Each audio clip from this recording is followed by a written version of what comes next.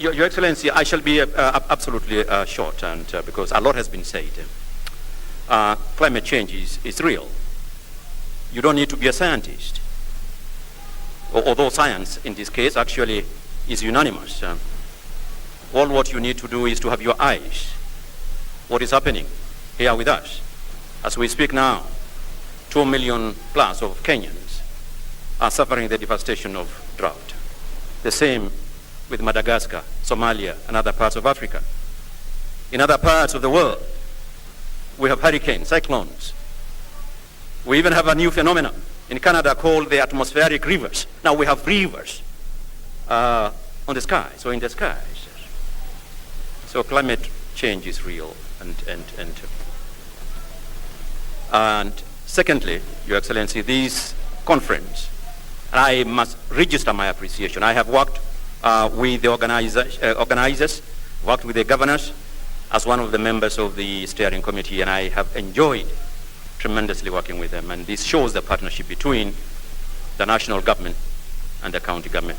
Previously, we used to play ping-pong games and blame games, but in this, we are in this together, and I truly appreciate the partnership. And we have just come from Glasgow, and I am happy. In Glasgow, actually, you know, we were in the same similar setting and huge tents.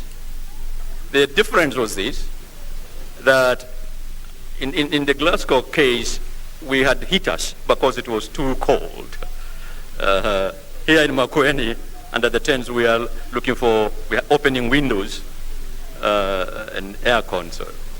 So climate change is real and it is devastating. We don't want to play games and blame those who are most responsible, although we know that 20 countries globally contribute more than 80% of the greenhouse gases, and they control the 80% of global GDP, but that's not really the point. The point is we must work together.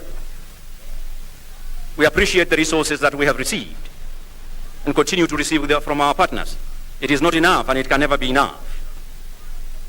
And Kenya, using our president, who led our delegation in Glasgow, showcased the leadership Kenya has achieved here in Kenya, in Africa, and in the whole world, using our own internal resources, but also with the support of our partners. Climate change does not discriminate. Tribe doesn't discriminate political affiliations. All of us are in this together as a world. And of course, communities such as ours, economies such as ours in Africa are more vulnerable. And that is a difference between the impacts here and the impacts in more developed jurisdictions. So we must work together in terms of support, in terms of resources, in terms of technology development and transfer, in terms of capacity building, instead of spending so much time on who is responsible. And that is important in itself, but really we must move forward. The last point, and I would urge that at some point during the program, if my ministry, the PS, and those who are present can be given an opportunity during the breakout groups to speak about the 2 billion tree fund that His Excellency announced in Glasgow, which is an initiative between my ministry, Treasury, and the UNDP and the UN fraternity, because it is a significant facility, mechanism towards mobilizing resources. So, but not here, maybe in outward.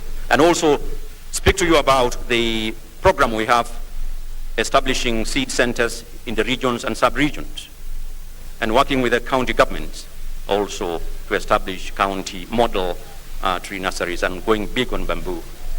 And finally, we are in the electioneering period.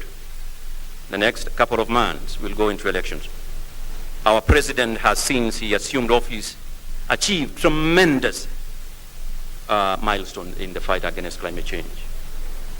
What I have been waiting to hear, and although I know, of course, the campaigns have not yet started in earnest, well, of course, but I think it is important that we mainstream climate change and environment in our political discourse.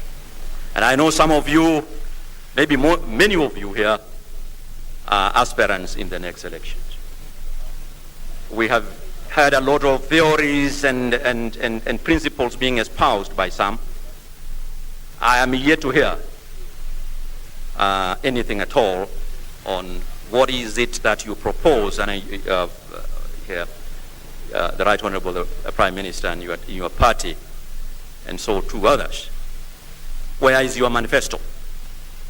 Where does climate change, which is the most serious threat to humanity and the planet, where does it fall in your manifesto?